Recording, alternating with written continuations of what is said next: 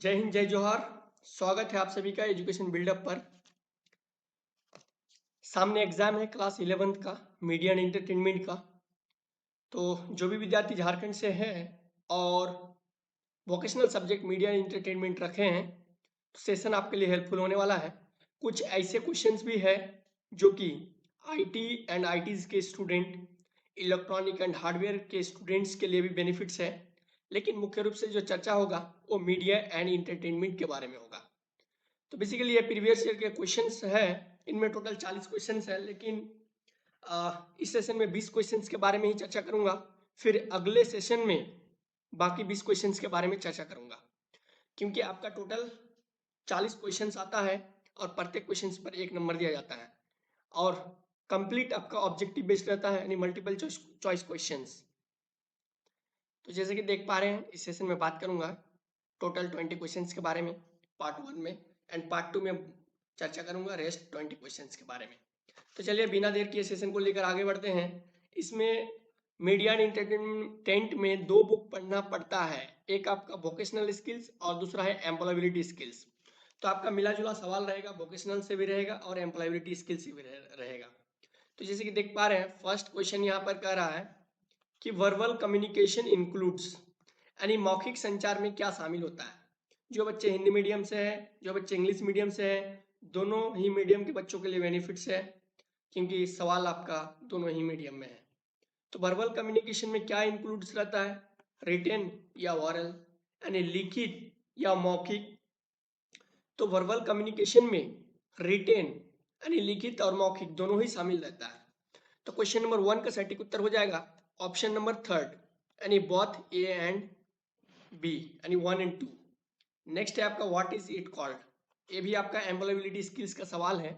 यहाँ पर कुछ इमोजीज का साइन दिया हुआ है, जैसे देख पा रहे हैं यहाँ पर कुछ इमोजीज का साइन दिया हुआ है। क्वेश्चन में कह रहा है कि व्हाट इज इट कॉल्ड, निम्न को क्या कहते हैं, यानी ये जो फिगर दिया हुआ है इनको क्या कहा जाता है। ऑप्शन में है facial expression, oral, communication skills and none of this. तो एम्प्लॉयबिलिटी स्किल्स में इनको फेशियल एक्सप्रेशन कहा जाता है। फेशियल एक्सप्रेशन का ये सैम्बल है। क्या फेशियल एक्सप्रेशन के अंतर्गत बहुत सारे, जैसे आप व्हाट्सएप में इमोजीज देखे होंगे तो वो सारे के सारे फेशियल एक्सप्रेशन का उदाहरण है। एंग्री मोमेंट हो, सैड मोमेंट हो, हैप्पी मोमेंट हो, है ना, क्राइम मोमेंट हो, वाव मोमेंट हो, तो ये सारे के सारे आपका फेशियल एक्सप्रेशन का उदाहरण है। नेक्स्ट आपका सवाल है क्वेश्चन नंबर 3, कह रहा है कि body language is a form of non verbal communication. जो बॉडी लैंग्वेज होता है यानी शारीरिक भाषा, तो ये क्या अशाब्दिक संचार का एक रूप है। यानी कह रहा है कि body language is a form of non verbal communication, यानी बॉडी लैंग्वेज जो है ये नॉन वर्बल कम्युनिकेशन का उदाहरण है। सही है या गलत, यानी ट्रू एंड फॉल्स। तो क्वेश्चन नंबर 3 का सटीक उत्तर हो जाएगा ट्रू, ये आपका सही है, शाब्दिक रूप से नॉन वर्बल कम्युनिकेशन। नेक्स्ट सवाल है आपका question number 4, an effective verbal communication is a dot dot web process. ये भी आपका एम्प्लॉयबिलिटी स्किल्स का क्वेश्चन है। तो कह रहा है कि एक प्रभावी मौखिक संचार जो है ये एकल मार्ग की प्रक्रिया है या दो मार्ग की प्रक्रिया है। यह क्वेश्चन नंबर 1 एंड 2 दोनों ही सही। तो आपका जो कम्युनिकेशन होता है यानी संचार होता है, जो बातचीत होता है, एक व्यक्ति के बीच में नहीं होता है, दो व्यक्ति के बीच में होता है हमेशा, दो या दो से अधिक। तो आपका क्वेश्चन नंबर 2 यहाँ पर सही हो जाएगा, ऑप्शन नंबर 2 आपका, यानी टू वे प्रोसेस। नेक्स्ट आपका क्वेश्चन नंबर 5 कह रहा है कि 3D स्टैंड्स फॉर, 3D का फुल फॉर्म क्या है, यानी पूछ दिया है कि what is the full form of 3D या 3D स्टैंड्स फॉर। तो यहाँ पर 3 का मतलब 3 हो जाएगा और D four dimensional, D four dimensional. तो आपका एक तो एनिमेटिक भी नहीं होगा, नन ऑफ दिस भी नहीं होगा, तो दोनों में से कोई एक हो सकता है। तो यहाँ पर 3D स्टैंड्स फॉर 3 डायमेंशनल। अगर क्वेश्चन में रहे 2D स्टैंड्स फॉर तो हम आपका 2 डायमेंशनल पर टिक लगाएंगे, लेकिन क्वेश्चन में यहाँ पर 3D के बारे में पूछा है। नेक्स्ट सवाल है आपका क्वेश्चन नंबर 6, ये भी आपका एम्प्लॉयबिलिटी स्किल्स का पार्ट है। क्वेश्चन में कह रहा है कि my father dot dot a farmer. यहाँ पर 4 ऑप्शन है और इनमें से सटीक आंसर चूज करना है, आखिर हेल्पिंग वर्ब कौन सा होगा। यानी माय फादर, मेरे पिताजी एक किसान है, लेकिन यहाँ पर my father dot dot a farmer, यहाँ पर आर होगा, एम होगा या इज होगा या नन ऑफ दिस। तो माय फादर इज हो जाएगा। अगर थोड़ा बहुत भी बेसिक ट्रांसलेशन का ज्ञान है आपको तो इनका आंसर आप समझ गए होंगे। तो क्वेश्चन नंबर 6 का सटीक आंसर हो जाएगा ऑप्शन नंबर 3 यानी my father is a farmer. Next सवाल है शॉर्टकट की ऑफ। यहाँ पर क्वेश्चन पूछा है कि शॉर्टकट की ऑफ किसका, तो कंट्रोल प्लस सी।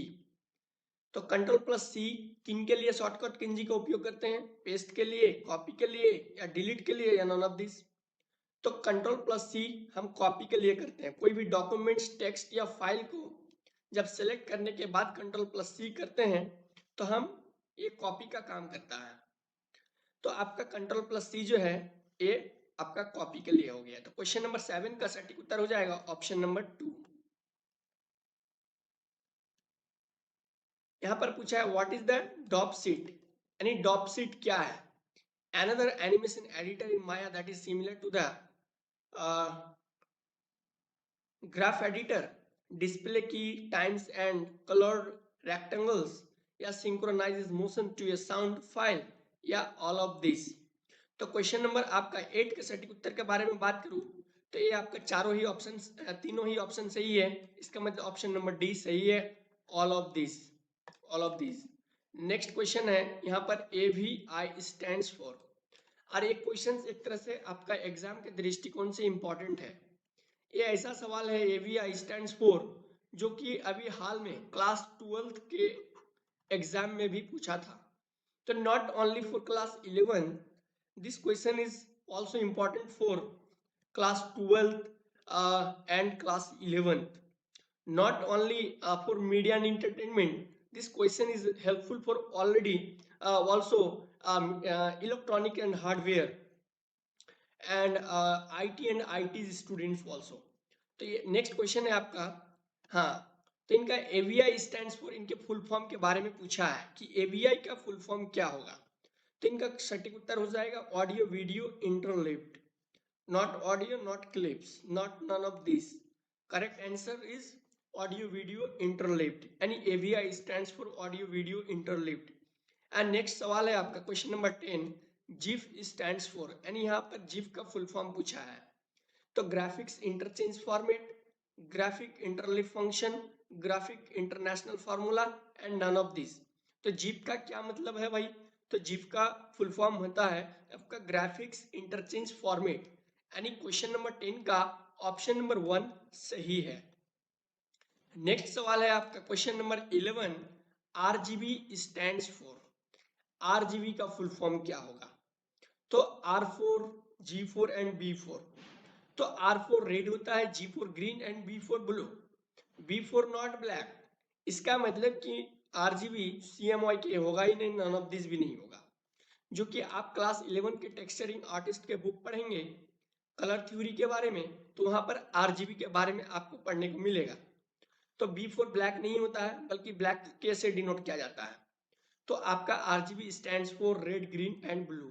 इसका मतलब कि क्वेश्चन नंबर 11 का ऑप्शन नंबर 1 सही है।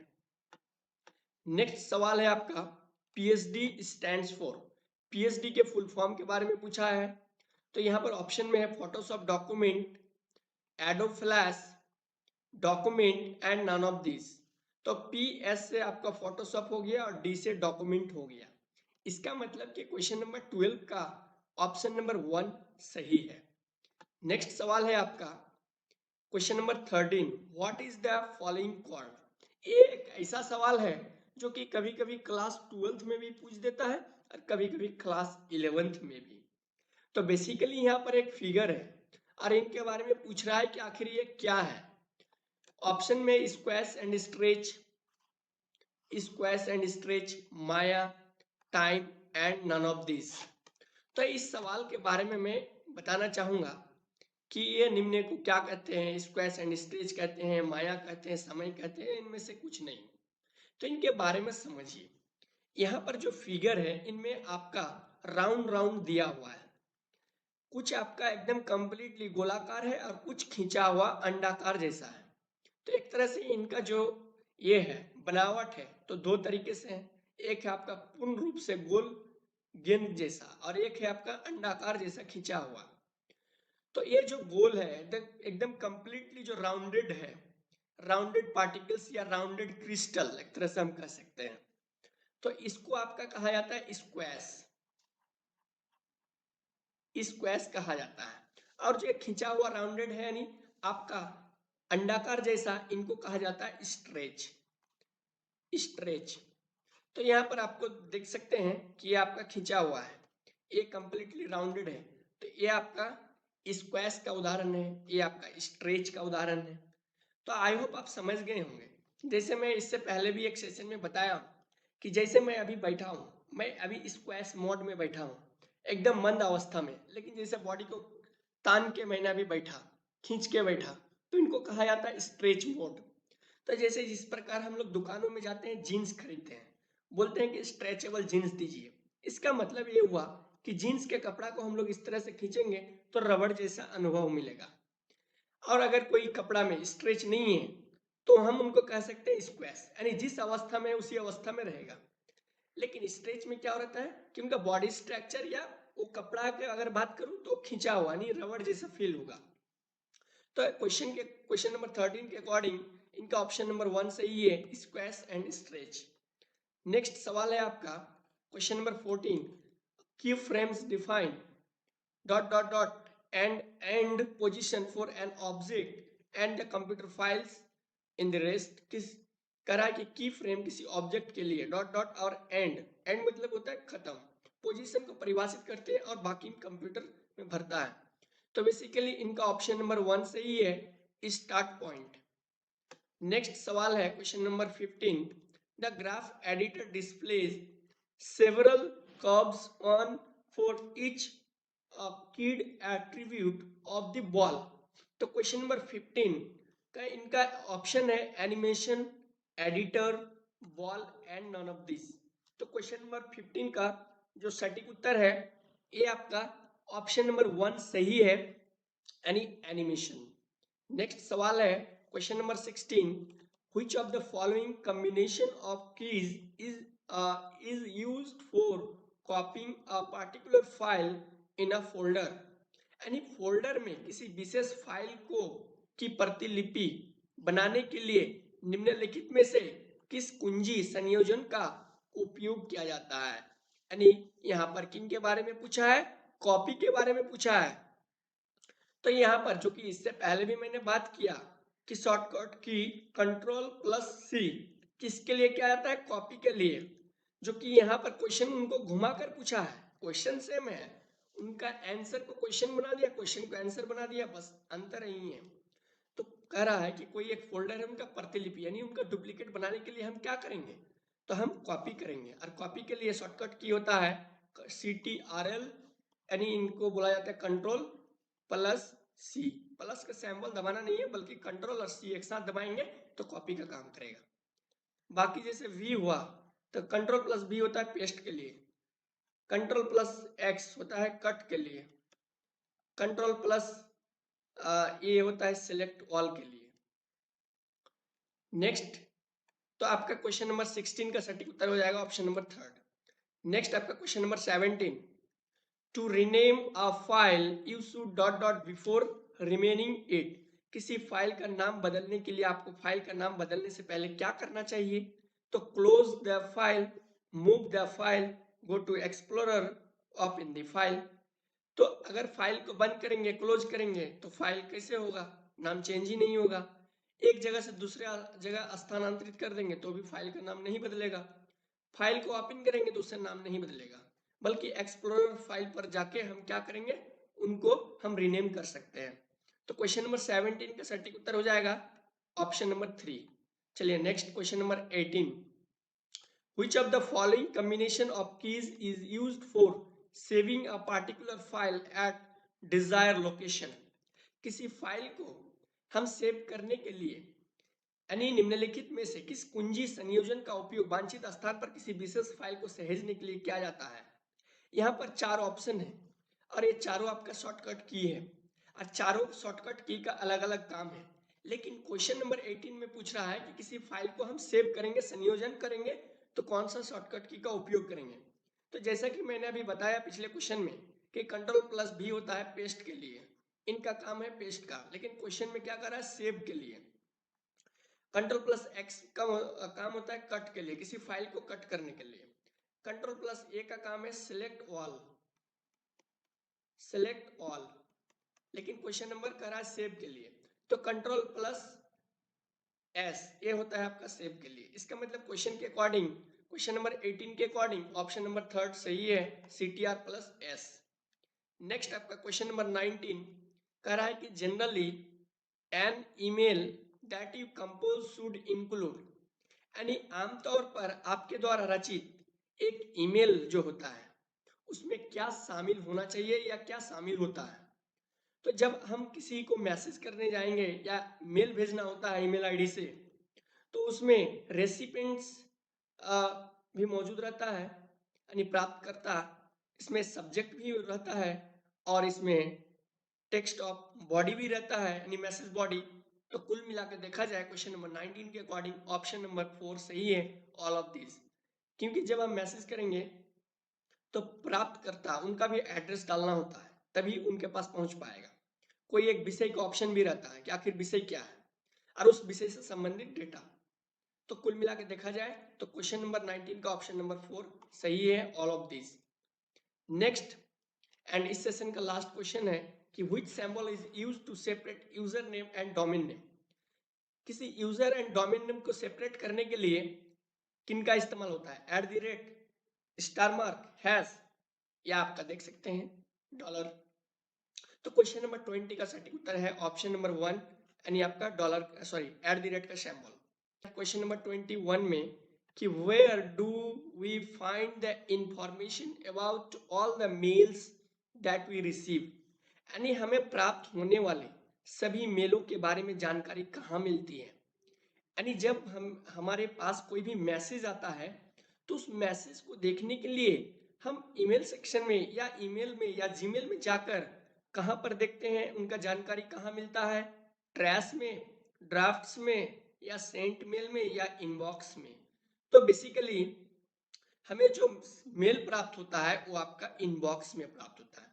ड्राफ्ट का काम है कि किसी चीज को लिखकर बस अगर आप सेंड नहीं करते हैं किसी को तो वो ड्राफ्ट फाइल में चल जाता है। ट्रैश में क्या होता है कि डिलीट फाइल वो आपका ट्रैश मोड में जाता है। जब हम किसी को मेल भेजते हैं तो वो सेंट मेल में जाता है। तो क्वेश्चन नंबर 21 के अकॉर्डिंग ऑप्शन नंबर 4 सही है, inbox. Next question number 22, which of the following is a valid email address. यहाँ पर आपका 4 ऑप्शन है और यहाँ पर वैलिड ईमेल एड्रेस क्या है। तो india.user.com ये आपका वैलिड ईमेल एड्रेस नहीं है। india.user.co.in ये भी आपका वैलिड ईमेल एड्रेस नहीं है। नन ऑफ दिस ये भी नहीं होगा। india@user.com तो बेसिकली ये आपका वैलिड, जैसे हमारे क्या होता है कि जैसे कोई एक मान लीजिए abc@gmail.com, तो मान लीजिए एबीसी कोई एक ईमेल एड्रेस है, तो यहाँ पर abc@gmail.com लिखते हैं। लेकिन यहाँ पर क्वेश्चन में कह रहा है कि india@user.com, तो ईमेल एड्रेस क्या है ये भी आपका वैलिड नहीं है। तो इसका मतलब क्वेश्चन नंबर 4 फिर सही है। हमने यहाँ पर टिक आपका क्वेश्चन नंबर 20 को पहले समझिए और समझने का प्रयास कीजिए कि कह क्या रहा है। तो which of the following is a valid email address के बारे में पूछा है।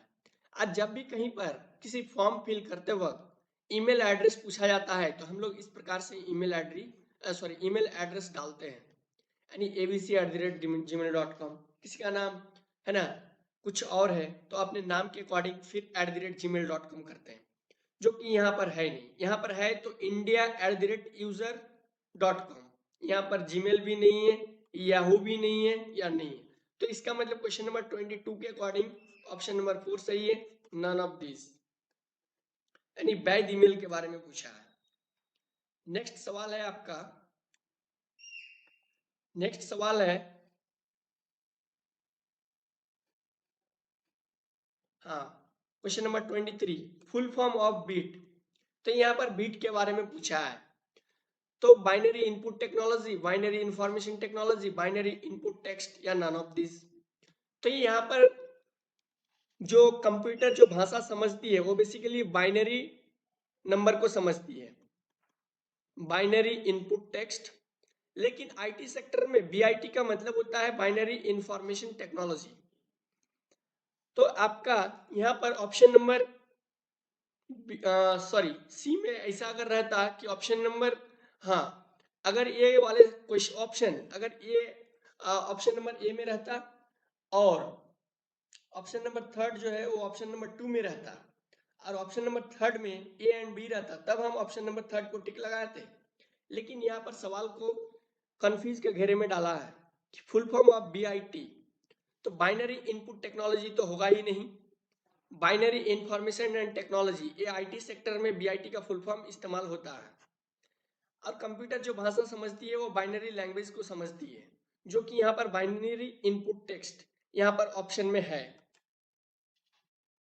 तो अब जो है सटीक उत्तर पर हम किस पे टिक लगाएंगे? अगर इस तरह से कंफ्यूजन वाला क्वेश्चन रहता है तो हम क्या करेंगे? बाइनरी इनपुट टेक्स्ट पर ही टिक लगाएंगे, क्योंकि दुनिया भर के कहीं भी आप गूगल सर्च कर लेंगे और बीट का फुल फॉर्म पूछेंगे या बीट स्टैंड्स फॉर लिखेंगे तो बाइनरी डिजिट ऑप्शन आएगा, जो कि कंप्यूटर भाषा समझती है, बाइनरी लैंग्वेज। तो यहाँ पर बाइनरी इनपुट टेक्स्ट है तो हम बाइनरी इनपुट टेक्स्ट को टिक लगाएंगे। लेकिन आईसीटी सेक्टर में या आईटी सेक्टर में बीआईटी का full form binary information technology भी होता है। नेक्स्ट आपका 24, कंसाइज कम्युनिकेशन इज जनरली, यानी संक्षिप्त संचार जो होता है ये आमतौर पर महंगा होता है या से कॉस्ट सेविंग होता है, या आपका रिसीवर को अपील नहीं या प्रभावशाली नहीं। तो क्वेश्चन नंबर 24 के अगर सटीक उत्तर के बारे में बात करूं तो कॉस्ट सेविंग आपका सही हो जाएगा, यानी पैसे की बचत। नेक्स्ट सवाल है 25, सिनर्जी का मतलब क्या है? यानी सिनर्जी इन अ टीम, किसी टीम में सिनर्जी का मतलब क्या है? एक टीम में सिनर्जी है तो इसका क्या मायने होना चाहिए? तो working differently, fighting with in groups, having different goals, having harmony and one goal. यानी कह रहा है कि अलग तरीके से काम करना, ये तो होगा ही नहीं। समूह में लड़ना, लड़ने की इजाजत किसी भी जगह में नहीं है। विभिन्न लक्ष्य को होना, यहाँ पर एक ग्रुप में 5 व्यक्ति है और उनका अगर एम डिफरेंट रहेगा तो काम सक्सेसफुल नहीं होगा। तो हमें क्या करना होगा? सामंजस्य स्थापित कर गोल को प्राप्त करना होगा। यानी क्वेश्चन नंबर 25 का ऑप्शन नंबर 4 सही है, having harmony and one goal. Next 26, communication in a team, यानी एक टीम में संचार का क्या मायने है? For a few persons of the team, for a particular time only, blocked and unclear within the team, for all in a clear simple manner and each member। यानी एक टीम में जो है वो संचार है टीम के लिए, कुछ टीम के कुछ लोगों के लिए बिल्कुल नहीं होगा, केवल एक विशेष समय के लिए, ये भी गलत है। टीम के भीतर अवरुद्ध और अस्पष्ट, ये भी गलत है। तो आपका ऑप्शन नंबर 4 में कह रहा है प्रत्येक सदस्य के लिए, स्पष्ट सरल तरीके से सभी के लिए। इसका मतलब ऑप्शन नंबर 4 सही है क्वेश्चन नंबर 26 का। क्वेश्चन नंबर 27, यहाँ पर एटीएम स्टैंड्स फॉर, यहाँ पर एटीएम के फुल फॉर्म के बारे में पूछा है। ऑप्शन है automatic telling machine, auto teller machine, auto teller machine, automated teller machine. एकदम कंप्लीट कंफ्यूजन वाला ऑप्शन है यहाँ पर, लेकिन हमें भूलना नहीं है एटीएम का फुल फॉर्म होता है ऑटोमेटेड टेलर मशीन। तो क्वेश्चन नंबर 27 के अकॉर्डिंग ऑप्शन नंबर 4 सही है, automated teller machine. Next question है question number 28, how many keys are there in a keyboard, किसी कीबोर्ड में जो है कितने बटन होते हैं? 64, 68, 101, 104, 160, 164, 80, 88। तो क्वेश्चन नंबर 28 के अकॉर्डिंग सटीक टिक लगाएंगे ऑप्शन नंबर 2, 101 से 104 के बीच। एक दो इधर उधर हो सकता है, ज्यादा वैरी नहीं होगा। तो क्वेश्चन नंबर 28 का ऑप्शन नंबर 2 सही है। नेक्स्ट है आपका what is the full form of LAN, यानी LAN का फुल फॉर्म के बारे में पूछा है, या लैन स्टैंड्स फॉर। ऑप्शन है local access network, local area network, local accelerator network, logical area network. तो लैन का फुल फॉर्म होता है लोकल एरिया नेटवर्क, यानी किसी क्षेत्र के लिए जब हम क्या बोलते हैं लोकल एरिया नेटवर्क लगाते हैं, यानी जैसे क्या होता है कि जियो फाइबर का कनेक्शन होता है, देखे होंगे, तो उनका भी एक पैमाना होता है, बड़े पैमाने पे, छोटे पैमाने पे। तो यहाँ पर लोकल एरिया नेटवर्क कुछ ही सिस्टम या कुछ ही एरिया तक सीमित रहेगा इनका कनेक्शन। तो लैन का मतलब होता है local area network. Question number 29 का ऑप्शन नंबर 2 सही है, लोकल एरिया नेटवर्क। नेक्स्ट सवाल है आपका कि what is the full form for pan. तो यहाँ पर पैन के बारे में पूछा है, इससे पहले आपने सवाल में देखा लैन के बारे में, लोकल एरिया नेटवर्क। पैन के बारे में कह रहा है permanent area network, posted area network, passive access network and personal area network. तो पैन का फुल फॉर्म होता है पर्सनल एरिया नेटवर्क। ये सिर्फ और सिर्फ अपने घरों में लगा सकते हैं इनका कनेक्शन, जो कि आपका घर में जितना सिस्टम मौजूद है उनके माध्यम से आप नेट कनेक्शन को जोड़ सकते हैं। लेकिन आपका लोकल एरिया नेटवर्क में वो कुछ विशेष क्षेत्र है, यानी कई घर मिला के उनमें कनेक्शन ले सकते हैं। तो यहाँ पर जैसे आपने लैन के बारे में देखा लोकल एरिया नेटवर्क, पैन होता है पर्सनल एरिया नेटवर्क। इनके अलावा दो सवाल और दो क्वेश्चंस और भी रह सकता है इनसे रिलेटेड। जैसे एक होता है आपका मेट्रोपॉलिटन एरिया नेटवर्क, बड़े बड़े महानगरों में जो कनेक्शन रहता है उनको कहा जाता है मैन। चाहे दिल्ली की बात हो, चाहे आपका मुंबई की बात हो, तो इन जगहों में जो वाईफाई कनेक्शन रहता है, इंटरनेट कनेक्शन रहता है, तो इनको मैन कहा जाता है, यानी मेट्रोपॉलिटन एरिया नेटवर्क। क्षेत्रीय लेवल पे लोकल एरिया नेटवर्क, और अपने घर में पर्सनल, तो ये आपका क्या होता है पैन, यानी पर्सनल एरिया नेटवर्क। इनके अलावा एक और होता है वैन, वाइड एरिया नेटवर्क। ये बहुत ही बड़े पैमाने पे इनका प्रयोग होता है। तो आपका देख लिए PAN for personal area network, LAN local area network, metropolitan area network and wide area network. Next सवाल है आपका the input of a computer can be seen on, यानी हम कंप्यूटर का आउटपुट किस में देख पाते हैं। जैसे कंप्यूटर में हम अगर जैसे सिस्टम खोल के बैठे हुए हैं, तो हम जो रिजल्ट देखते हैं या कोई भी चीजों को देखते हैं तो हम किस में देख पाते हैं। कीबोर्ड का काम है आपका एक तरह से इनपुट डिवाइस का काम करता है, किसी भी चीजों को इनपुट करने के लिए कीबोर्ड का इस्तेमाल होता है। सीपीयू का काम है, ये मेन ब्रेन ऑफ कंप्यूटर कहा जाता है, कंप्यूटर का मेन ये ब्रेन है जो डेटा को प्रोसेसिंग करता है। माउस भी क्या है आपका इनपुट डिवाइस है, जैसे अभी कहीं पर कुछ भी इनपुट करते हैं तो माउस के माध्यम से। मॉनिटर जो हम अभी आपको पढ़ा रहे हैं और देख पा रहे हैं, तो इनका काम है देखने के लिए हम मॉनिटर का इस्तेमाल। तो क्वेश्चन नंबर 31 का ऑप्शन नंबर 2 सही है, monitor. Question number 32, which of the following is not an input device. निम्न में से क्या इनपुट डिवाइस नहीं है। चार ऑप्शन है और इसमें से आपको फाइंड आउट करना है कि इनमें से इनपुट डिवाइस कौन नहीं है। माइक एक तरह से इनपुट डिवाइस है, जब हम उनमें कोई गाना गाते हैं या कुछ बोलते हैं, या अभी जो मैं आपको पढ़ा रहा हूँ तो कहीं ना कहीं माइक मेरे कॉलर में लगा हुआ है, तो माइक आपका इनपुट डिवाइस का उदाहरण है। लेकिन क्वेश्चन में कह रहा है कि कौन इनपुट नहीं है। कीबोर्ड के बारे में अभी पिछले क्वेश्चन में बताया कि कीबोर्ड आपका क्या है, डेटा इनपुट करने के लिए इनका इस्तेमाल करते हैं, और कीबोर्ड आपका इनपुट डिवाइस है। माउस भी आपका इनपुट डिवाइस है, मॉनिटर आपका आउटपुट डिवाइस है, इसका मतलब ये इनपुट डिवाइस नहीं है। तो क्वेश्चन नंबर 32 का सही ऑप्शन है 4, यानी मॉनिटर। अगर यहाँ पर पूछता कि इनमें से कौन आउटपुट डिवाइस है, तो भी आपका ऑप्शन नंबर 4 सही होता, मॉनिटर। तो क्वेश्चन नंबर 32 का ऑप्शन नंबर 4 सही है, monitor. Next question number 33, which of the following is used for undo. तो अभी जैसे मैंने कंट्रोल प्लस एस के बारे में बताया कि सेव करने के लिए होता है, कंट्रोल प्लस जेड अनडू। हाँ, यहाँ पर देख सकते हैं अनडू के बारे में पूछा था। कंट्रोल प्लस जेड ऑप्शन है, कंट्रोल प्लस यू है, कंट्रोल प्लस ए है, कंट्रोल प्लस बी। तो सही ऑप्शन है आपका ऑप्शन नंबर 1 का अनडू। कोई भी चीजों को जब हम डिलीट कर देते हैं या हटा देते हैं तो उनको वापस लाने के लिए अनडू का इस्तेमाल होता है। अनडू के लिए शॉर्टकट कुंजी होता है कंट्रोल प्लस जेड। कंप्यूटर में निम्न में से अनडू के लिए उपयोग क्या करते हैं, तो कंट्रोल प्लस जेड, यानी क्वेश्चन नंबर 33 का ऑप्शन नंबर 1 सही है। कंट्रोल प्लस ए का काम है किसी भी चीजों को, किसी भी सभी टेक्स्ट को एक साथ सिलेक्ट करने के लिए कंट्रोल प्लस ए का इस्तेमाल होता है। किसी भी टेक्स्ट को अंडरलाइन करने के लिए कंट्रोल प्लस यू का इस्तेमाल होता है। किसी भी टेक्स्ट को नॉर्मल मोड से बोल्ड मोड में करने के लिए कंट्रोल प्लस यानी हाईलाइट के लिए कंट्रोल प्लस बी का इस्तेमाल करते हैं, यानी किसी भी टेक्स्ट को बोल्ड करने के लिए कंट्रोल प्लस बी। तो क्वेश्चन कोई भी आ सकता है, अगर आपको पूछ दिया जाए कि यूज्ड फॉर बोल्ड यानी किसी टेक्स्ट को बोल्ड करने के लिए तो कंट्रोल प्लस बी, किसी भी टेक्स्ट को अंडरलाइन करने के लिए कंट्रोल प्लस यू, किसी भी टेक्स्ट को सिलेक्ट करने के लिए यानी सभी टेक्स्ट को सिलेक्ट करने के लिए कंट्रोल प्लस ए, किसी चीजों को अंडू करने के लिए कंट्रोल प्लस जेड। तो क्वेश्चन नंबर 33 का ऑप्शन नंबर ए 1 सही है। नेक्स्ट सवाल है आपका question number 34, a byte consist of how many bits? एक बाइट में कितने बीट होते हैं? एनी वन बाइट का स्पेलिंग इस तरीके से लिखा हो रहेगा, तो 1 बाइट इक्वल टू 8 बीट्स होता है।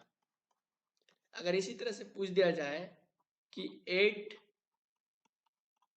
Beats equal to how many byte, तो आपका क्या हो जाता? 1 बाइट आंसर होता। लेकिन यहाँ पर 1 बाइट बराबर पूछा है, कितने बीट्स होता है? तो 8 बीट्स। तो क्वेश्चन नंबर 34 का ऑप्शन नंबर 1 सही है, आपका 8 बीट्स। नेक्स्ट सवाल है question number 35, RAM is divided into how many parts? RAM को कितने भागों में डिवाइड किया गया है? रैम कितने प्रकार में विभाजित है? 3, 2, 5, 4। इसको अगर आप गूगल में सर्च करेंगे तो आप कंफ्यूज हो जाएंगे। तो रैम के बारे में बोला जाता है कि मुख्य रूप से अगर बात करें तो रैम को 2 भागों में विभाजित किया गया है। रैम को सामान्य रूप से अगर विभाजित के बारे में बात करें तो 3 भागों में विभाजित किया गया है। रैम का जो मुख्य 2 भाग है वो है आपका एस रैम, एस रैम, और इसका मतलब होता है स्टैटिक, और रैम का फुल फॉर्म होता है रैंडम एक्सेस मेमोरी, यानी स्टैटिक रैंडम एक्सेस मेमोरी।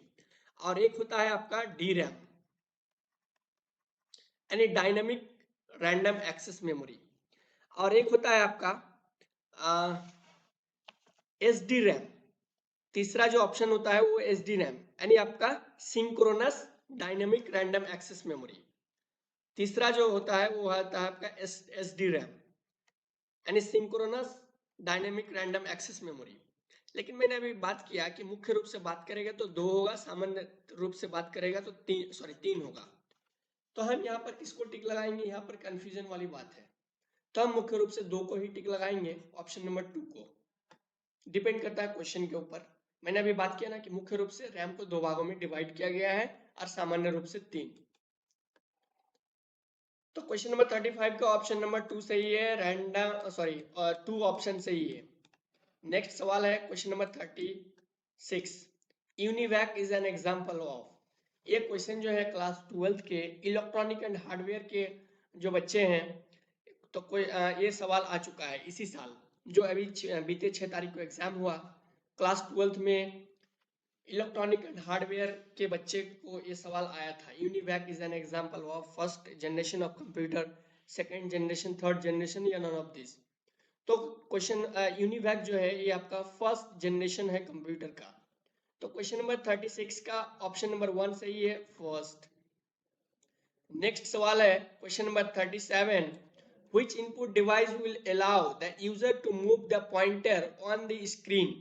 यानी स्क्रीन पर कौन सा इनपुट डिवाइस है जिनको स्क्रीन पर एक जगह से दूसरी जगह मूव होते रहता है यानी स्थानांतरित होते रहता है? तो वह है आपका, जैसे देख पा रहे हैं अभी कर्सर जो है अभी इधर से उधर जा रहा है, मूव हो रहा है, तो ये क्या है? ये माउस का काम है। तो which input device will allow the user to move the pointer on the screen? यानी स्क्रीन पर यूजर को अलाउ करता है यानी मूव कराने के लिए। तो क्या हो जाएगा? माउस, स्पीकर, आइकॉन या आउटपुट? तो माउस क्या है? इनपुट डिवाइस का उदाहरण है, और इनके माध्यम से माउस को जैसे जैसे मूव कराएंगे तो उनका कर्सर भी क्या करेगा? स्क्रीन पर मूव करेगा। तो इसलिए क्वेश्चन नंबर 37 का ऑप्शन नंबर 1 सही है। तो इस तरह के अगर सवाल आए तो आपको जरूर आपका सटीक आंसर बनाकर आना है, कंफ्यूजन नहीं होना है। तो क्वेश्चन नंबर 37 का ऑप्शन नंबर 1 सही है। नेक्स्ट सवाल है क्वेश्चन नंबर 38, यहाँ पर थोड़ा सा कम दिखाई पड़ रहा होगा, धुंधला, लेकिन मैं बता रहा हूँ कि HTTP के फुल फॉर्म के बारे में पूछा है। HTTP, जो कि चाहे आप IT के स्टूडेंट हो, मीडिया एंड एंटरटेनमेंट के स्टूडेंट्स हो, या इलेक्ट्रॉनिक एंड हार्डवेयर, तो सभी के लिए क्वेश्चन हेल्पफुल होने वाला है। तो यहाँ पर HTTP के फुल फॉर्म के बारे में पूछा है। यहाँ पर ऑप्शन है head tail transfer protocol, hypertext transfer protocol, hypertext transfer plotter, hypertext transfer plot. तो क्वेश्चन नंबर 38 का सटीक आंसर हो जाएगा ऑप्शन नंबर 2, यानी hyper text, hyper hyper text, hyper text transfer, hyper text transfer protocol, protocol. तो ये आपका सही है, जो कि क्वेश्चन नंबर 38 का ऑप्शन नंबर बी यानी ऑप्शन नंबर 2 सही है। HTTP stands for hyper text transfer protocol. सभी बच्चों को वीडियो एंड वॉइस क्लियर है तो कमेंट सेक्शन में जरूर बताएं। आई होप सभी को वीडियो एंड वॉइस क्लियर होगा। सेशन में नए जुड़े हैं तो आपका पिछले सेशन भी देख लीजिए। सेशन 1 में चर्चा कर चुका हूँ क्वेश्चन नंबर 1 से 20 तक। ये सेकेंड पार्ट है आपका सेट 1 का, यानी आपका क्वेश्चन नंबर 21 से 40 तक चर्चा कर रहा हूँ। नेक्स्ट सवाल है 39। तो क्वेश्चन नंबर 39 में पूछा है, यहाँ पर आपको दिखाई नहीं पड़ रहा होगा, थोड़ा सा धुंधला, यहाँ पर देख लेते हैं हिंदी में रूप में। कंप्यूटर मॉनिटर को डॉट डॉट के रूप में भी जाना जाता है, डीवीडी, यूवीडी, वीडीयू या सीसीटीवी। तो यहाँ पर कह रहा है कि computer monitor is also known as DVD, यानी कंप्यूटर मॉनिटर को और किन नामों से जाना जाता है। तो ऑप्शन है ऑप्शन 1 में DVD, UVD and VDU and CCTV. तो कंप्यूटर मॉनिटर को आपका वीडीयू भी कहा जाता है, यानी computer monitor is also called VDU. And VDU का अगर फुल फॉर्म पूछ दिया जाए, यानी वीडीयू स्टैंड्स फॉर, तो यहाँ पर वीडियो डिस्प्ले यूनिट इनका फुल फॉर्म होता है। Video display unit, video display unit, या वी से विजुअल भी होता है, विजुअल विजुअल डिस्प्ले यूनिट भी कह सकते हैं। तो computer monitor is also known as VDU. And next सवाल है आपका question number 40। And question number 40 क्या है, ये आपका लास्ट सवाल है इस सेशन का। यहाँ पर कह रहा है कि which part of the computer is considered as brain of computer. तो यहाँ पर पूछ रहा है कि कंप्यूटर के ब्रेन कौन है इनमें से, रैम, सीपीयू, रोम या हार्ड डिस्क। तो यहाँ पर मल्टीपल ऑप्शन है, 4 ऑप्शन है। क्वेश्चन नंबर 40 में कह रहा है कि यहाँ पर ब्रेन ऑफ कंप्यूटर के बारे में पूछा है, यानी कंप्यूटर के किस भाग को कंप्यूटर का मस्तिष्क माना जाता है, यानी ब्रेन माना जाता है। तो क्वेश्चन नंबर 40 के अकॉर्डिंग सही उत्तर हो जाएगा सीपीयू, यानी central processing is main brain of computer. यानी सीपीयू को कंप्यूटर का मेन ब्रेन कहा जाता है।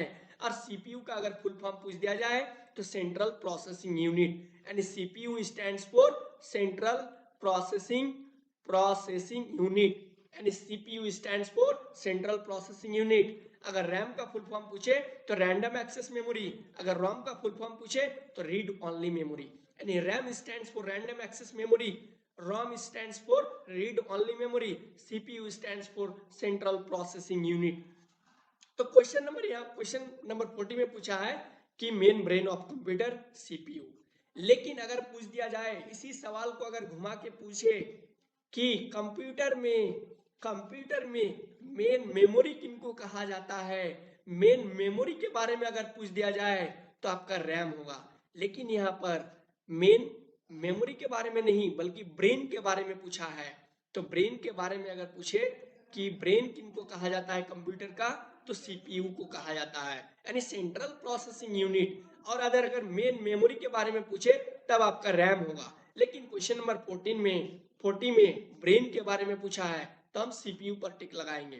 तो आई होप सेशन को आप अच्छे तरीके से समझ गए होंगे। इनमें से किसी भी तरह का कंफ्यूजन हो तो कमेंट सेक्शन में जरूर बताएं। तो जैसा कि देख पा रहे हैं ये जो क्वेश्चन पेपर है ये 2019 में मीडिया से रिलेटेड जो सवाल पूछा गया था 2019 में क्लास 11th मेट, यानी जो भी विद्यार्थी, चाहे आप आर्ट्स से हो, साइंस हो, कॉमर्स हो, यदि आप vocational subject media and entertainment रखे हैं तो आपके लिए हेल्पफुल होगा। कुछ सवाल, एक दो सवाल ऐसा रहता है जो कि electronic and hardware, IT and IT students के लिए भी बेनिफिट है।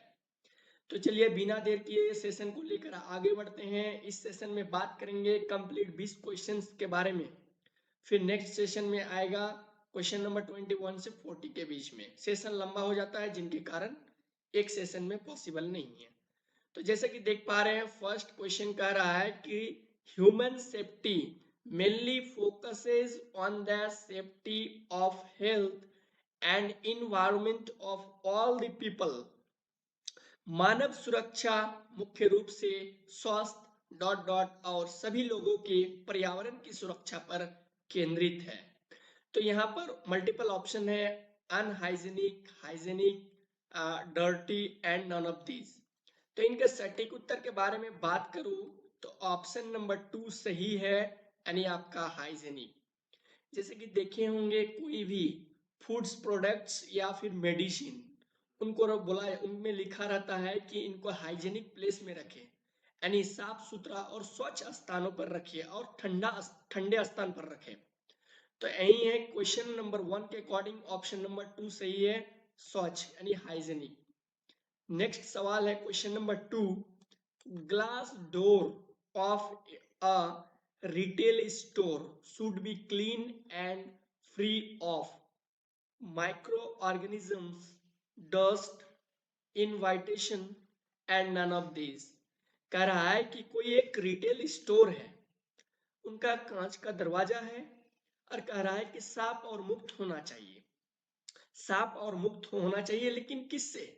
तो कोई एक रिटेलर दुकान है जिनका दरवाजा जो है, दुकान का दरवाजा उनका कांच का है, तो उन्हें क्या करना चाहिए? सूक्ष्म जीवों से साफ और मुक्त होना चाहिए, धूल से साफ और मुक्त होना चाहिए, या निमंत्रण से साफ और मुक्त होना चाहिए। तो बेसिकली कोई भी दुकान जो होता है और उनका कांच का जो डोर होता है, तो बेसिकली उनमें डस्ट बैठ जाता है, धूल बैठ जाता है, तो धूल से साफ और मुक्त होना चाहिए। तो क्वेश्चन नंबर 2 का सटीक उत्तर हो जाएगा ऑप्शन नंबर 2। तो ऑप्शन नंबर 2 आपका सही हो जाएगा। चलिए अगले सवाल की ओर आगे बढ़ते हैं, और जैसे कि आप देख पा रहे हैं question number 3, you should always keep the entrance dot dot and inviting। यहाँ पर कह रहा है आपको प्रवेश द्वार को रखना और आमंत्रित करना चाहिए। क्या रखना चाहिए भाई? डर्टी रखना चाहिए, क्लीन रखना चाहिए, या सेफ, या नन ऑफ दीज। तो यहाँ पर आपके प्रवेश द्वार को जो है वो क्या करना चाहिए? स्वच्छ रखना चाहिए और आमंत्रित करना चाहिए। यहाँ पर गंदा नहीं रखना चाहिए और ना ही यहाँ पर सुरक्षित होगा, बल्कि यहाँ स्वच्छ होगा, यानी अपने डोर को क्लीन करना है। देन लिखा हो रहता है बहुत सारे के घरों में कि आपका स्वागतम है या वेलकम, तो इस प्रकार के चीजें लिखा हुआ रहता है। तो हमेशा हम लोग अपने प्रवेश द्वार को क्या करेंगे? स्वच्छ रखेंगे, स्वच्छ और साफ सुथरा रखेंगे। तो क्वेश्चन नंबर 3 का ऑप्शन नंबर 2 सही है। नेक्स्ट सवाल है question number 4, customer give majority of merchandising between their dot dot and knees. Option है shoulder, head, dust and none of this. ग्राहक अपने डॉट डॉट और घुटनों के बीच अधिकांश बिक्री की सूचना देते हैं। तो यहाँ पर कह रहा है कि कोई एक कस्टमर है और वे घुटनों के बीच, किनके और किनके बीच अधिकांश बिक्री की सूचना देते हैं? तो कंधा और घुटनों के बीच, या सिर और घुटनों के बीच, या धूल और घुटनों के बीच, या इनमें से कोई नहीं। तो बेसिकली यहाँ पर कंधा होगा, यानी शोल्डर होगा, है ना। ग्राहक अपने कंधा और घुटनों के बीच अधिकांश बिक्री की सूचना देते हैं, यानी between their shoulders and knees. Next सवाल हो जाएगा question number 5, when cleaning bathrooms, disposal dot dot should be worn by the housekeeper। Bathroom की सफाई निपटान करते समय डॉट डॉट हाउसकीपर द्वारा क्या पहना जाना चाहिए। तो जो हाउसकीपर होता है बाथरूम के सफाई के दौरान उनको क्या करना चाहिए, मोजे पहनना चाहिए, दस्ताने पहनना चाहिए, सुरक्षा पहनना जाना चाहिए, इनमें से कोई नहीं। तो इनका सटीक उत्तर हो जाएगा दस्ताने। जो हाथ का जो ग्लव्स होता है उनको दस्तान कहा जाता है या दस्ताने। तो ये आपका क्वेश्चन नंबर 5 का सटीक उत्तर हो जाएगा ऑप्शन नंबर 2 दस्ताने। Question number 6, class dot dot fires involve ordinary combustible materials such as paper, wood and textile fibers।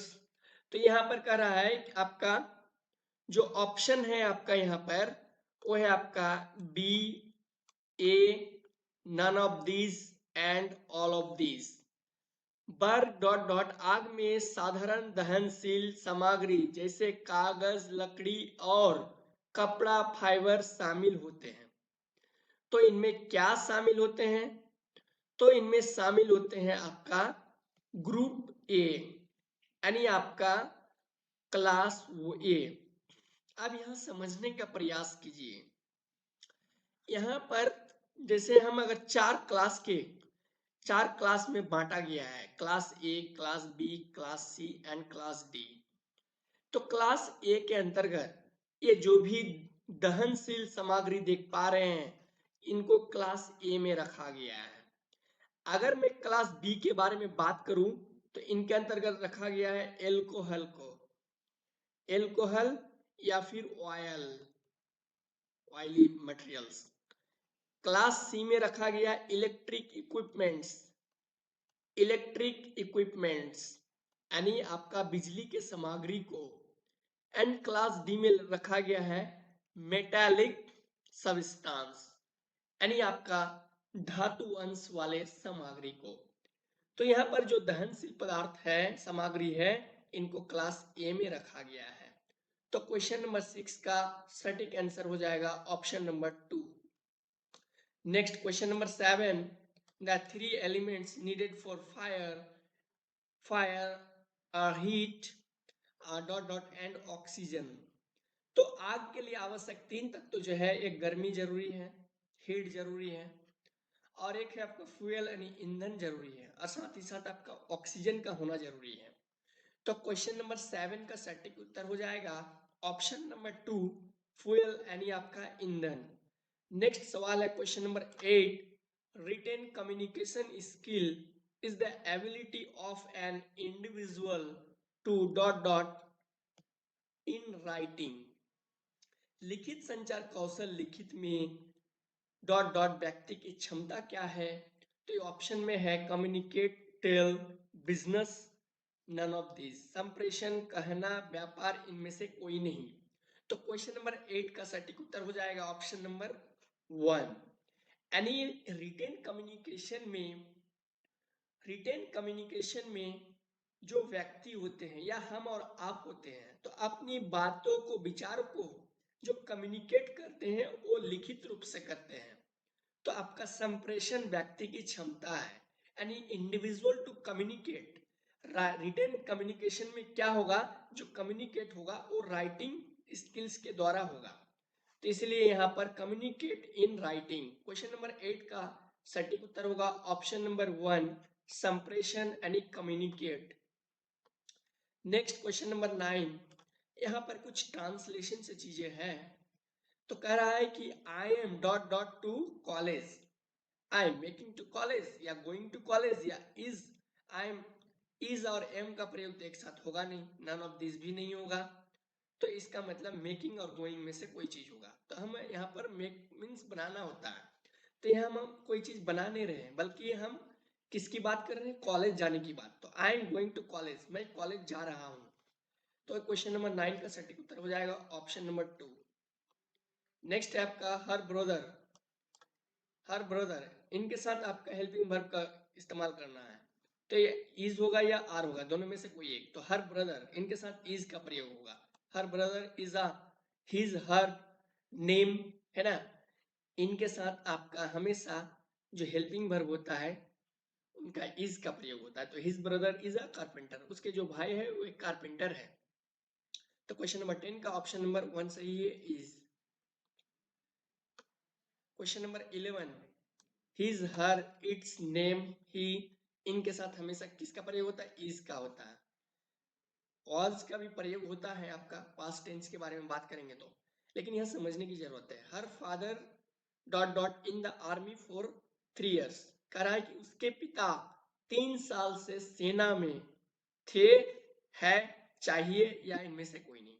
तो यहाँ पर उनके पिताजी 3 साल से सेना में थे ऐसा नहीं होगा, उनके पिताजी 3 साल से सेना में है। तो her father is in the army for 3 years। तो यहाँ पर क्वेश्चन नंबर 11 का सटीक उत्तर हो जाएगा ऑप्शन नंबर 2 इज। नेक्स्ट है आपका question number 12, verbal communication uses dot dot as the medium of communication. तो यहाँ पर मौखिक संचार जो है और इस संचार के माध्यम के रूप में हम किनका उपयोग करते हैं, तो यहाँ पर वर्बल कम्युनिकेशन के साथ तो हम गैर वर्बल होगा ही नहीं, non verbal. Two way process ये आपका अगले क्वेश्चन में देखेंगे, लेकिन यहाँ पर वर्ड्स हो जाएगा, यानी आपका words as the medium of communication या कम्युनिकेटिंग। तो मौखिक संचार में जो है उस संचार के माध्यम के रूप में हम शब्दों का उपयोग करते हैं। तो क्वेश्चन नंबर 12 का ऑप्शन नंबर 1 सही है। नेक्स्ट सवाल है आपका question number 13, an effective verbal communication is a two way process. जो एक प्रभावी मौखिक संचार है ये क्या है, ये आपका 2 तरह की प्रक्रिया है, यानी टू वे प्रोसेस है। तो क्वेश्चन नंबर 13 का ऑप्शन नंबर 1 सही है, two way process. Next question है question number 14, communication that uses physical parts of the body is known as communication। तो क्वेश्चन नंबर 14 का बारे में कह रहा है कि जो संचार है शरीर के भौतिक भागों का उपयोग करते हैं उसे, जैसे वर्बल कम्युनिकेशन में क्या होता है कि उनको हम बोलकर या लिखकर हम क्या करते हैं, एक दूसरे के सामने विचार को या बातों को प्रकट करते हैं। लेकिन नॉन वर्बल कम्युनिकेशन में क्या होता है कि फिजिकल बॉडी या फिजिकल पार्ट्स यानी सांकेतिक रूप से हम इशारा करके बात करते हैं नॉन वर्बल कम्युनिकेशन के अंतर्गत, यानी बॉडी लैंग्वेज के उदाहरण के रूप में हम बॉडी लैंग्वेज को समझ सकते हैं। तो communication that uses physical parts of the body is known as communication, यानी आपका ये नॉन वर्बल कम्युनिकेशन हो जाएगा। यानी शारीरिक भौतिक भावों का जो उपयोग करते हैं वो हम गैर मौखिक संचार में करते हैं। तो क्वेश्चन नंबर 14 का ऑप्शन नंबर 2 सही हो जाएगा, non verbal. Question number 15, gesture is a form of verbal communication.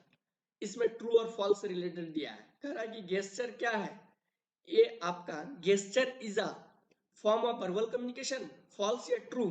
तो क्वेश्चन नंबर 15 के अगर सटीक उत्तर के बारे में बात करूं तो ये आपका फॉल्स है। गेस्चर का प्रयोग नॉन वर्बल कम्युनिकेशन के अंतर्गत होता है, यानी गैर मौखिक संचार में। तो gesture is a form of verbal communication, ये फॉल्स हो जाएगा क्योंकि ये आपका नॉन वर्बल कम्युनिकेशन के अंतर्गत है। Question number 16, written communication is a form of verbal communication. जो लिखित संचार है क्या ये मौखिक संचार का एक रूप है, सही है या गलत। तो रिटेन कम्युनिकेशन में क्या होता है कि हम अपने बातों को, सॉरी, वर्बल कम्युनिकेशन में अपनी बातों को बोलकर या लिखकर संप्रेषित किया जाता है, नहीं बोला जाता है या प्रकट किया जाता है। तो written communication is a form of verbal communication, true है, यानी क्वेश्चन नंबर 16 का ऑप्शन नंबर 2 सही है। नेक्स्ट क्वेश्चन नंबर 17, यहाँ आपका क्वेश्चन नंबर 17 है। तो what is the full form of JPEG. ये बेसिकली जो इमेज फॉर्मेट होते हैं इनका फुल फॉर्म जो यानी एक्सटेंशन है जेपीईजी, तो इनका फुल फॉर्म के बारे में पूछा है। एक क्लास में कंप्लीटली शॉर्ट फॉर्म और उनके फुल फॉर्म लेकर एक क्लास लूंगा जो कि आपका एग्जाम के पॉइंट ऑफ व्यू से इंपॉर्टेंट होगा, तो चैनल के साथ बने रहिए। तो जेपीईजी का फुल फॉर्म यहाँ पर मल्टीपल ऑप्शन है, joint photographic expert group, joint photographic group. तो यहाँ पर क्वेश्चन नंबर 17 का सटीक उत्तर हो जाएगा ऑप्शन नंबर 1, यानी J for joint, P for photographic, E for expert and G for group. अगर जेपीईजी के जगह जेपीजी रहता तब हम जॉइंट फोटोग्राफिक एक्सपर्ट ग्रुप को टिक लगाते हैं, लेकिन यहाँ पर ई भी शामिल है यानी जेपीईजी, तो जॉइंट फोटोग्राफिक एक्सपर्ट ग्रुप सही हो जाएगा। नेक्स्ट है आपका question number 18, question number 18, what is the video file format क्या है? MP4, रेयर या नन ऑफ दिस या ऑल ऑफ दिस? तो बेसिकली वीडियो फाइल फॉर्मेट को हम MP4 में क्या करते हैं, सेव करते हैं। अगर कोई म्यूजिक सॉन्ग हो तो हम उनको MP3 कहते हैं, MP3। लेकिन यहाँ वीडियो फाइल फॉर्मेट के बारे में कह रहा है तो यहाँ पर हम MP4 को टिक लगाएंगे, यानी क्वेश्चन नंबर 18 का ऑप्शन नंबर 1 सही है, MP4। नेक्स्ट सवाल की ओर आगे बढ़ते हैं। क्वेश्चन नंबर 19 में कह रहा है कि व्हाट इज द शॉर्टकट की ऑफ कट। हम एक सेशन और लेंगे, इससे पहले वाले सेशन में भी चर्चा कर चुके हैं इनके शॉर्टकट कुंजी के बारे में, शॉर्टकट कीज के बारे में। हमारे चैनल के कम्युनिकेशन सेक्शन में जाएंगे तो वहां पर भी बहुत सारे ऑब्जेक्टिव क्वेश्चन को फ्लैश कराते हैं, वहां से भी आप प्रैक्टिस कर सकते हैं। तो एक क्लास जो लेंगे हम उसमें शॉर्ट फॉर्म, फुल फॉर्म और शॉर्टकट की के बारे में एक स्पेशल क्लास लेंगे, जो कि आपका एग्जाम के पॉइंट ऑफ व्यू से बहुत ज्यादा इंपॉर्टेंट होगा। तो व्हाट इज द शॉर्टकट की ऑफ कट? तो बेसिकली शॉर्टकट का जो है, यानी कट का शॉर्टकट की क्या है यहाँ पूछा गया है। Ctrl+X, Ctrl+A, none of this तो होगा ही नहीं, ऑल ऑफ दिस भी नहीं होगा, दोनों में से कोई एक। तो शॉर्टकट के लिए Ctrl+X होता है, और Ctrl+A जो होता है इन आपका सिलेक्ट, कोई भी टेक्स्ट को कंप्लीट सिलेक्ट करने के लिए Ctrl+A शॉर्टकट की होता है। तो कोई भी टेक्स्ट को सिलेक्ट करने के लिए, यानी सभी टेक्स्ट को सिलेक्ट करने के लिए Ctrl+A करेंगे, Ctrl+A दबाएंगे तो आपका सभी टेक्स्ट क्या हो जाएगा, सिलेक्ट हो जाएगा। लेकिन Ctrl+X कट के लिए उपयोग होता है। इनके लिए इनके अलावा बताए हैं Ctrl+B बोल्ड, Ctrl+I इटैलिक के लिए होता है, Ctrl+V पेस्ट के लिए होता है, Ctrl+C कॉपी के लिए होता है, और आपका Ctrl+A वो सिलेक्ट ऑल हो गया, Ctrl+B बोल्ड के लिए हो गया, Ctrl+C कॉपी के लिए हो गया, Ctrl+I इटैलिक के लिए हो गया, Ctrl+V पेस्ट के लिए हो गया, और Ctrl+Z अनडू के लिए हो गया। तो ये आप कुछ शॉर्टकट कुंजी है जो कि याद रखिए, एग्जाम के पॉइंट ऑफ व्यू से इंपॉर्टेंट होगा। नेक्स्ट सवाल, एंड इस सेशन के लिए लास्ट सवाल है, फिर हम अगले सेशन में मिलेंगे क्वेश्चन नंबर 21 से 40 तक। तो what is the full form of PhD के बारे में पूछा है। इससे पहले भी कई एक सेशन में चर्चा कर चुका हूँ, और ये कुछ ऐसे क्वेश्चंस है, चाहे वो शॉर्टकट की हो, PhD हो, AVI हो या कुछ और हो, ये क्लास 11th के लिए भी इंपॉर्टेंट है, क्लास 12th के लिए भी इंपॉर्टेंट है। तो इस तरह के सवाल क्लास 12 में भी आ सकता है। तो what is the full form of PhD? PhD का फुल फॉर्म के बारे में पूछा है। PhD का फुल फॉर्म क्या है?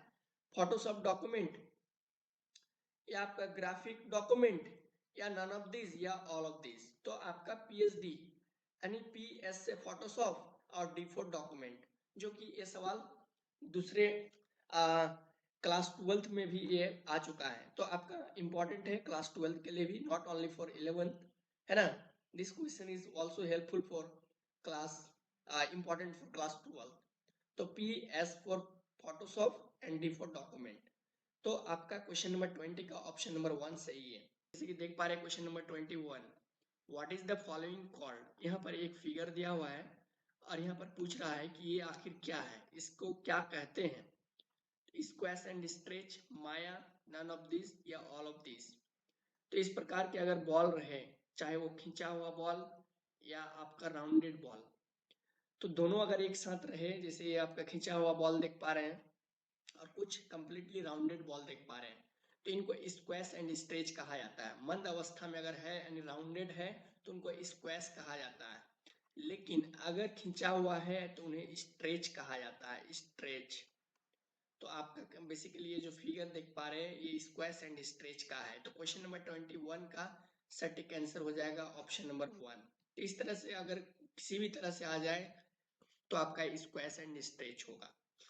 चलिए सवाल आगे बढ़ते हैं। अगला सवाल है आपका question number 22, what is the software of 2D animation. कह रहा है कि 2D एनिमेशन का सॉफ्टवेयर क्या है। यहाँ पर ऑप्शन है Adobe Flash Professional, Autodesk, Maya, none of this and all of this. Question number 22 का 3rd एंड 4 होगा ही नहीं, दोनों में से कोई एक होगा। तो ऑटोडेस्क माया के बारे में अगर बात करूँ तो ये आपका 3D एनिमेशन सॉफ्टवेयर है। बचता है आपका एडोब फ्लैश प्रोफेशनल। इसका मतलब कि क्वेश्चन नंबर 22 का जो 2D एनिमेशन सॉफ्टवेयर होगा उनका उदाहरण ये आपका एडोब फ्लैश प्रोफेशनल। इसे आपका एडोब एनिमेट भी कहा जाता है, यानी adobe Flash professional is also called adobe animate. तो क्वेश्चन नंबर 22 का सटीक आंसर हो जाएगा ऑप्शन नंबर 1। नेक्स्ट सवाल है आपका 23, what is 3D animation? 3D animation क्या है? The animation of objects in 3 dimension, the breathing in an airborne gas vapour, इसके अलावा है फ्यूम, मिस्ट और dust, none of this, all of this. ये दोनों होगा ही नहीं, दोनों में से कोई एक होगा। अब समझने का प्रयास कीजिए 3D एनिमेशन क्या है। 3 आयाम में वस्तुओं का एनिमेशन, या एक हवाई गैस, वाष्प, धुआं, धुंध या धूल सांस लेना, ये आपका कोई रिलेटेड टॉपिक है ही नहीं। और 3D एनिमेशन मतलब 3 आयाम जिसे बोलते हैं हिंदी में। इसका मतलब क्वेश्चन नंबर 23 का ऑप्शन नंबर 1 सही है, यानी the animation of objects in 3 dimension, जो ऑब्जेक्ट्स होगा ये 3 डायमेंशनल होगा। तो क्वेश्चन नंबर 23 का ऑप्शन नंबर 1 सही है। नेक्स्ट सवाल है आपका question number 24, Maya creates motion between the position by default animation play loop from frame 1 to, इनके एक्चुअली रेंज के बारे में दिया हुआ है। लूप का जो रेंज है, एनिमेशन का लूप का रेंज, वो है आपका 1 से लेकर 72 के बीच होता है। तो क्वेश्चन नंबर 24 का ऑप्शन नंबर 2 सही है, 72। नेक्स्ट सवाल है व्हाट इज, एक्चुअली ये रिपीटेड क्वेश्चन हो गया।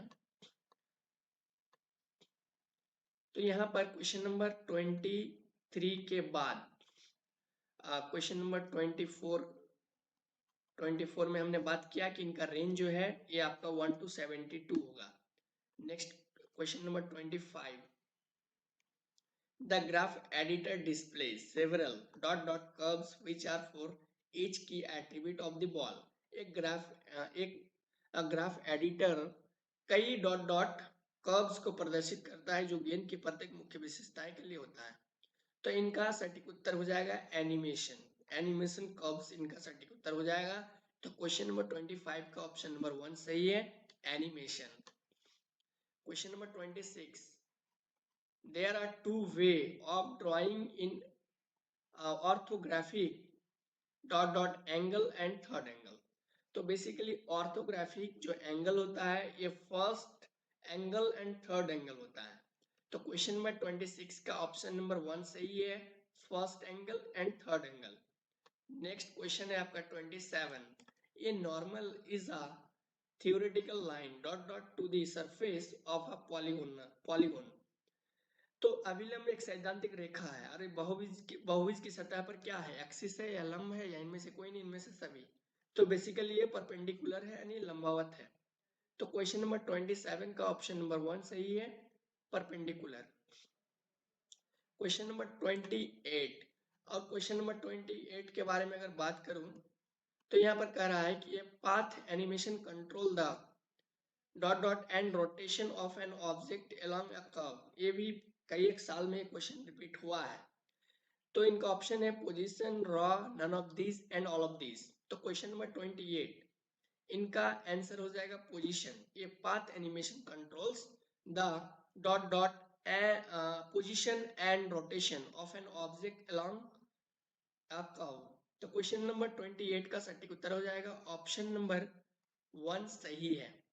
अगले सवाल की ओर आगे बढ़ते हैं। अब क्वेश्चन नंबर 29, क्वेश्चन नंबर 29 के अगर मैं सटीक उत्तर के बारे में बात करूं तो सबसे पहले यहाँ पर क्वेश्चन को समझने की जरूरत है। तो यहाँ पर जैसे है आपका कि attributes of camera include of dot dot focal length and depth of field. और ऑप्शन में यहाँ view, position, none of this and all of this. तो कैमरे की विशेषताओं में क्या क्या शामिल रहता है, तो डॉट डॉट फोकल लंबाई शामिल रहता है, क्षेत्र की गहराई शामिल रहता है, और ऑप्शन में जो है इनमें से क्या शामिल रहता है, व्यू शामिल रहता है या पोजीशन शामिल रहता है। तो अगर मैं आपके बात करूं जो जो कोई भी कैमरा होता है इसमें शामिल रहता है फोकल लेंथ और डेप्थ के अलावा लेंस शामिल रहता है। लेंस इनके अलावा शामिल रहता है एपर्चर, एपर्चर के अलावा डिजिटल सेंसर शामिल रहता है, डिजिटल सेंसर। डिजिटल सेंसर के अलावा जैसे अभी बात की डेप्थ तो शामिल रहता है, फोकल लेंथ भी शामिल रहता है, शटर शामिल रहता है। शटर अगर क्लास 11th के आप वोकेशनल स्किल्स पढ़े होंगे तो camera and photography, angles and movements topic, तो उनमें आपको चीजें देखने को मिलेगा। शटर के अलावा आपको व्यू फाइंडर ऑप्शन रहता है, व्यू फाइंडर। इनके अलावा रहता है डिस्प्ले। तो खैर यहाँ पर ऑप्शन आपका व्यू है, और जो कि व्यू फाइंडर यहाँ पर ऑप्शन के बारे में मैंने बात किया। तो क्वेश्चन के अकॉर्डिंग हम ऑप्शन नंबर 1 में टिक लगाएंगे व्यू में, यानी आपका attributes of camera include of view, focal length and depth of field. तो क्वेश्चन नंबर 29 का सटीक उत्तर हो जाएगा व्यू, जो कि व्यू फाइंडर होता है, लेकिन व्यू फाइंडर ऑप्शन नहीं है तो हम व्यू को ही टिक लगाएंगे। नेक्स्ट सवाल है आपका question number 30, to create the squash and stretch attribute adding a deformer to the wall is to be done to be this select animation from the menu drop down, go to create deformer, then आपका squash. तो यहाँ पर non linear option है, left है, factor है, none of this. तो basically हम जब एनिमेशन को क्या करेंगे, सेलेक्ट करेंगे और क्रिएट ऑप्शन में जाने के बाद यहाँ पर हमें नॉन लिनियर पर टिक करना होगा, इसके बाद देन स्क्वैश आएगा। तो क्वेश्चन नंबर 30 का ऑप्शन नंबर 1 सही है, गैर रैखिक या नॉन लिनियर कह सकते हैं आप। तो नेक्स्ट है आपका क्वेश्चन नंबर 31। क्वेश्चन नंबर 31,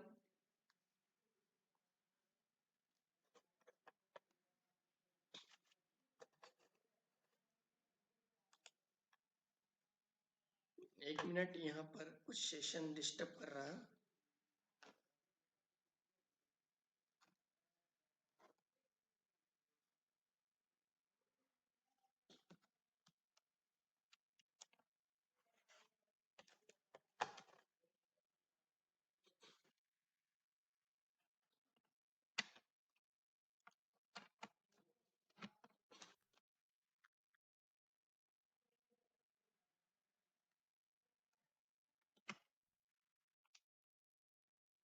चलिए, एक्चुअली यहाँ पर मेरा जो पेन टैब है ये सेटिंग में डिस्टर्ब कर रहा था। चलिए अब आगे बढ़ते हैं, ठीक हो गया, उस टाइम क्रसर नहीं आ रहा था। तो क्वेश्चन नंबर 31, की frames define dot dot and position for the object and their computer files in the rest। की फ्रेम एक वस्तु के लिए डॉट डॉट और एंड पोजीशन को परिभाषित करते हैं और कंप्यूटर बाकी हिस्सों में भर जाता है। एक क्वेश्चन भी रिपीटेड क्वेश्चन है, इससे पहले भी कई सेशन में बात कर चुके हैं। तो इनका सटीक उत्तर हो जाएगा ऑप्शन नंबर 2 यानी स्टार्ट। नेक्स्ट सवाल है आपका, ये बहुत ज्यादा इंपॉर्टेंट क्वेश्चन है, VBI पर लिख लीजिए, क्योंकि ये क्लास 12th में भी पूछ चुका है कई बार, ये बहुत ज्यादा रिपीट हुआ है क्वेश्चन, और क्लास 12th वालों को भी मैं ये प्रैक्टिस करा चुका हूँ। तो what is the full form of AVI, या क्वेश्चन ऐसे भी पूछ सकता है कि stands AVI stands for audio video interleaved, audio interleaved, all of this and none of this.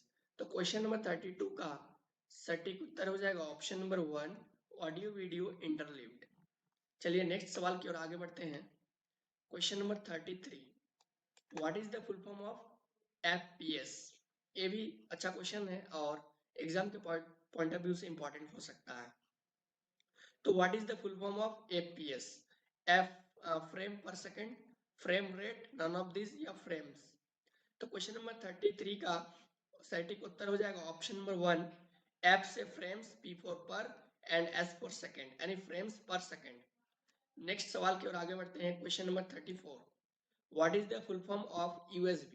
USB की फुल फॉर्म के बारे में यहाँ पर पूछा है, USB। तो आपका universal serial bus, universal and none of this. तो यहाँ पर सटीक उत्तर के बारे में बात करें तो क्वेश्चन नंबर 34 का ऑप्शन नंबर 1 सही है, U for universal, S for serial and B for बस। तो यूनिवर्सल सीरियल बस।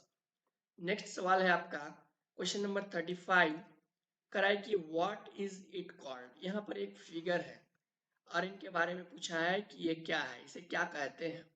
ऑप्शन में है walk cycle, jumping, none of this, all of this.